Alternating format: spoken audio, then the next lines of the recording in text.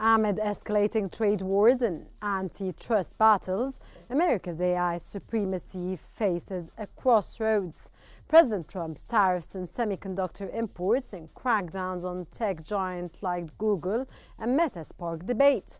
Will these moves fortify U.S. innovation or cede ground to China's soaring ambitions? As Beijing pumps billions into AI and Silicon Valley grapples with polarizing policies, experts warn of talent flight and supply chain chaos. Can the United States sustain its dominance, or is this the dawn of a new global AI order? I'm Rana Al-Qassas. Welcome to Think Tank.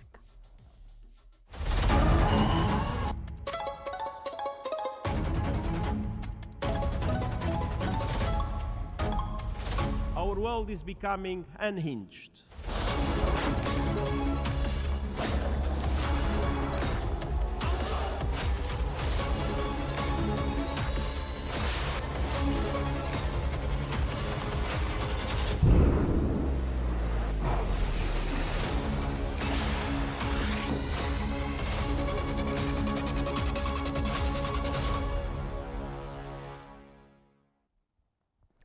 Trump's tariffs are expected to increase the costs of building and operating data centers essential for AI development, potentially hindering progress for companies like OpenAI, Google, and Microsoft.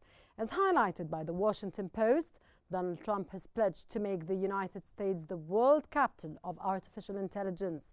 But his trade tariffs threaten to undermine Silicon Valley's work on the crucial technology and weaken its competition with China.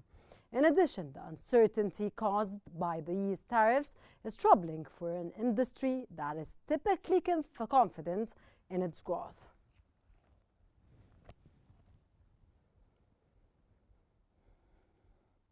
While Axios reported that the AI industry's rapid investment streak is entering a turbulent phase, as Trump's sweeping tariffs spark economic uncertainty. Though many tech leaders supported Trump after his election, his protectionist policies now threaten to slow or even derail AI growth. As economic conditions tighten, the industry's reliance on cheap energy, data, and vast funding becomes more precarious. While some envision automation reviving U.S. manufacturing, the reality may be fewer jobs and slower AI growth unless the technology proves broader business value soon, the news outlet added.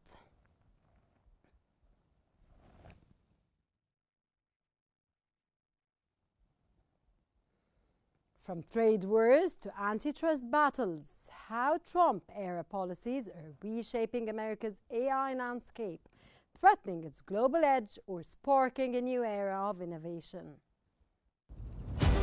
Could Donald Trump's trade policies and antitrust actions undermine America's dominance in artificial intelligence, AI? As the U.S. grapples with escalating geopolitical tensions, this question has become pivotal. Recent statements from Trump administration officials emphasize protecting domestic industries through tariffs and restrictive measures. While these policies aim to bolster American innovation, they risk stifling access to critical components needed for advanced computing systems. Proposed tariffs on semiconductor imports from China could severely impact Silicon Valley's ability to compete globally in AI research and deployment. Semiconductors are the backbone of AI technologies, and any disruption in supply chains threatens progress. Protectionist policies may inadvertently accelerate China's ambitions as Beijing heavily invests in its domestic semiconductor industry, positioning itself as a formidable rival. Antitrust litigation against tech giants like Google, Meta, and Microsoft further complicates matters. Breaking up these companies might promote fair competition but risks fragmenting resources essential for scaling AI technologies.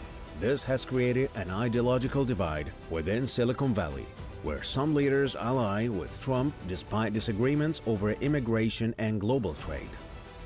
the U.S. must balance national security concerns with fostering open environments conducive to breakthroughs. Restrictive policies could lead to a talent exodus, benefiting rivals like Canada, India, and the European Union. Without closer international cooperation, maintaining AI dominance will be challenging amid rising geopolitical tensions. For now, Silicon Valley stands at a crossroads. Will protectionism foster self-reliance or hasten decline? Only time will tell. Providing more analysis about the most recent updates concerning Trump's trade policies, antitrust actions, and its effect on America's dominance in artificial intelligence, AI. Joining us from Washington, Mr. Peter Roth, contributing editor at Newsweek, and from Paris, Mr. Meher Nicolas Ferzili, World Bank former advisor and director of Washington Forum. Welcome, a very warm welcome to Think Tank. And we start off with Mr. Roth. Could Trump's tariffs on Chinese semiconductors endanger Silicon Valley's global AI leadership amid supply chain disruption, sir?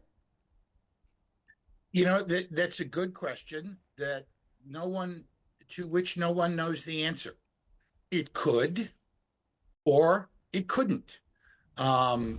Most of the chips now come from the Republic of China on Taiwan, which is a friendly country with a harmonious relationship with the United States, even though there's no official recognition. So the attacks on the People's Communist Republic of China shouldn't have an impact. Congress also took steps, I think, foolishly in following the central planning model to pass the CHIPS Act during the Biden administration to stimulate domestic production of the chips that people say are needed for AI. But, Trump is doing so much in other sectors of the economy that will boost AI that I'm not sure that the imposition of onerous tariffs on chips coming from outside the United States crushes the AI revolution in its cradle. Mr. Roth, I'd like to please ask you a question. You started your answer by it could or it could not. Could you elaborate more on this specific statement you said? Anytime that you're poised on the edge of major change, and the adoption of AI is a major change. The Trump tariffs are a major change in the global economy. The kind of manufacturing and industrial work that AI will both require and produce is a major change on the order perhaps of moving from an agrarian society to an industrial society. And so you can't predict the outcome. And anyone that claims they can't see beyond the tip of their own nose. There are too many variables at play. But this is an exciting time to be alive. In spite of all the things that we think the government may be doing that are counterproductive, the productive intellectual capacity of mankind to innovate, to create change, to raise our living standards, to make for ourselves a better, fuller, longer, healthier life continues. And so that's why when I hear people talking about what a disaster the tariffs are, I say, well, maybe it's sort of like the story of the Zen master tells about the little boy. And no matter what happens, the outcome is to the little boy, the outcome isn't good or bad. We'll see. And okay, Mr. Roth, I'll leave you on the note of exciting environment. I'll be back again to elaborate more about it. And Mr. Nicholas, welcome. And are Trump's trade wars unintentionally accelerating China's bid to dominate artificial intelligence through domestic semiconductor investments? From your own perspective, sir? Yeah, I would agree. I would agree with my colleague. So you agree with Mr. Roth? Mr. Roth's cynicism, quote unquote, and Zen Asian philosophy. But it's true that there are simply too many variables, too many balls floating in the air at the same time. And and there are biases. So I think Donald Trump is and his advisors. I think that whatever you think of their policies, and I tend to be agnostic. So I tend to be neutral about their policies, whatever you think of their grand plan or petty plan or whatever. Mr. Nicholas, I just want to confirm something with you that you said now. You said Donald Trump is neutral, or I misunderstood? I am neutral. So you're neutral. You're neutral about what's happening. Yes, but what Donald Trump is doing, what do you name it? But what he's doing is portrayed in the media, and I'm not talking about the media in the Middle East or North Africa or Europe. I'm talking in the US. So in the US, what he does is often exaggerated in a hyperbolic way by the media. So I'm going to try to play the devil's advocate here. There is a lot of continuity. Trump is doing many things today which Joe Biden and Hillary Clinton and Barack Obama were doing vis-a-vis China. What do I mean? So after 25 years of complacency towards China, America realized that things were not ideal in their commercial and industrial and tech relation with China. And, they believed in waving the magic wand of free market economics, globalization, open borders, etc. And the policy consensus very slowly in Washington, D.C. started to change and became slowly less pro-Chinese or less enthusiastic about China. But, Trump came and very brutally and very bravely, he said loudly what many people were thinking softly deep in their mind. So what I'm coming at is today, there are many tech fields, many tech and engineering fields where China is ahead of the US, which would have been unthinkable, 5-10 years ago. That would have been just the idea would have been crazy. But there are many, once again, engineering and tech fields where China is ahead. One of them is civil engineering and construction. Another one is electrical engineering. Another one is mechanical engineering. So that's a lot. But if you look at AI as a new industry, America's ahead. So clearly, when you look at that in strategic terms, you can start to understand Trump's worldview, or the new American worldview, which is saying, okay, we are now behind China in many strategic, technological, industrial fields. Sorry to interrupt you. The semiconductors are made in China. They're not made in the United States. How do you read this? So plain vanilla, basic and average semiconductors, yes, they are made in China, and they are actually a commodity. They're not very valuable.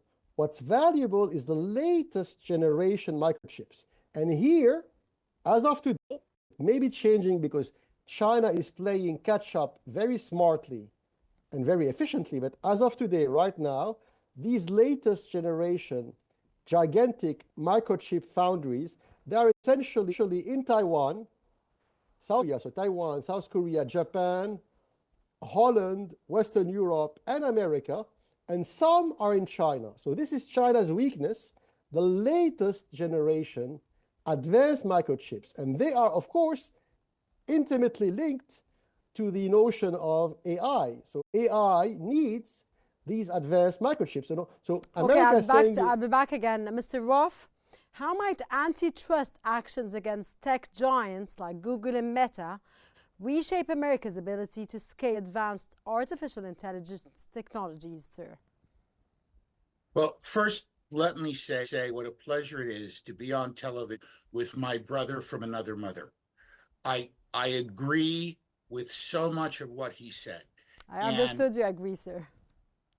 You are right that antitrust is the foundation stone of the progressive movement.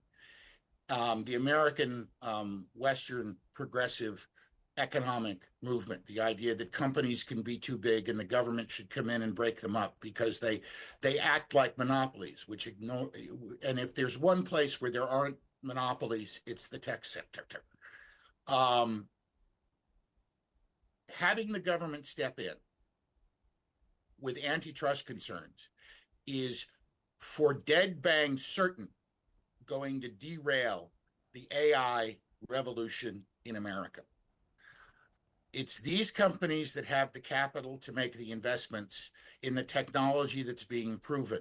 They have the infrastructure, they have the distribution networks to get it all online, while small companies may be innovating, may be making change. Remember, Google was once a very small company, and Apple started somebody's garage in Northern California. They were small companies. Now they're giants. And they need to continue to be giants because they're doing a good job. Because as they are changing technology that is changing the way we live, it is raising living standards for the average American. It's lowering costs. It's doing everything that we expect successful companies in a free market to do. I have this phone here, which most everybody watching probably has something like it.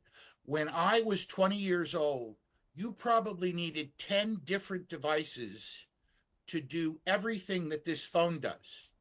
And this phone costs me some multiple of $10 a month. I'm not really sure because I'm paying it off through my plan. Those 10 or 20 devices that I would have needed 20 years ago would have cost me thousands of dollars. This is a win-win for everyone, except the people who think that just because a company's big, it's bad. And unfortunately, here in America, you now have Republicans thinking that as well as Democrats. Again, sir, come again, please. I'm saying that in America now, stupidity spreads. And it used to be Democrats that thought that companies were bad. It's not only, sir, in the United States, it's everywhere. Now it's Republicans who there are Republicans who think that because companies are big, they're bad. Not Trump, but other Republicans. When I come to comment on what you're saying, sir, all respect, of course, but it's not only in the United States that the difference is now, but it's global when it comes to the tariffs and what U.S. President, of course, Donald Trump is doing, because maybe most of the people don't really understand what's happening and why is the trade war between China and the United States is taking place at this point. I'll go to Mr. Nicholas. That's absolutely correct. That's absolutely true. I agree with you. So it's not about the United States only. Mr. Nicholas, how sustainable is the alliance between Silicon Valley elites and Trump, given their ideological division over tariffs, immigration, and regulation, sir? It's a very good question. It's a very complicated question. It has to do with cultural geography, right?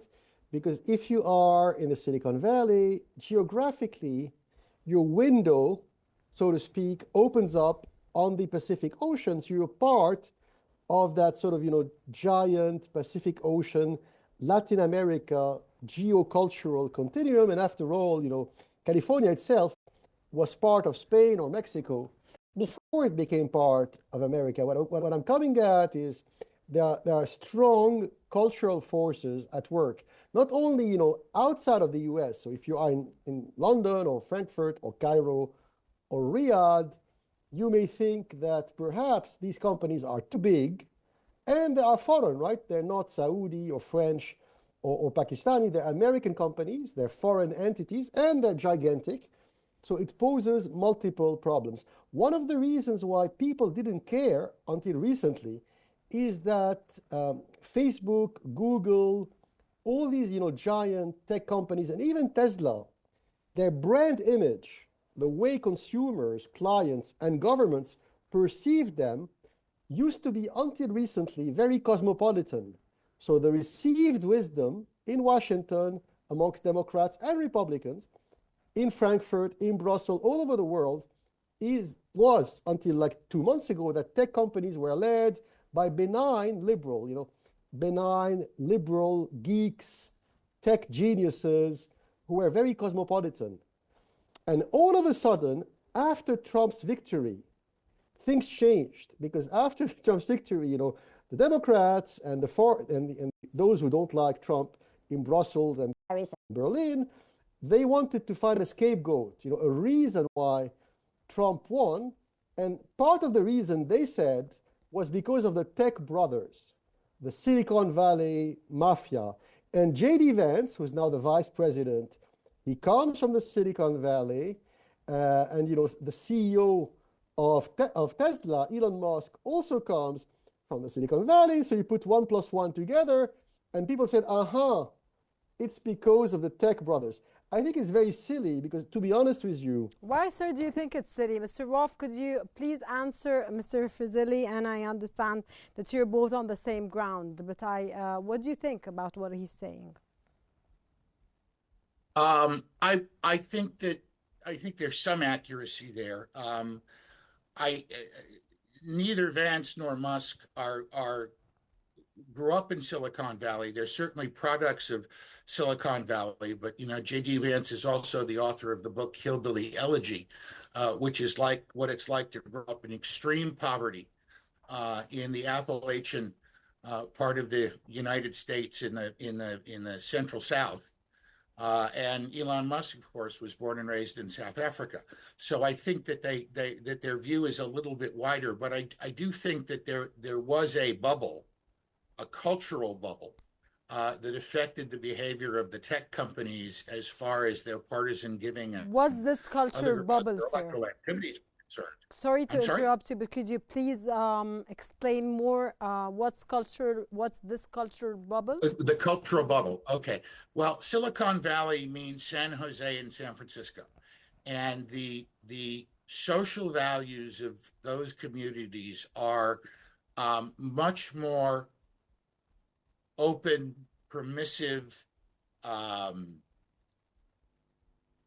skeptical about religion, serious about climate change than much of the rest of America. Just as a few examples.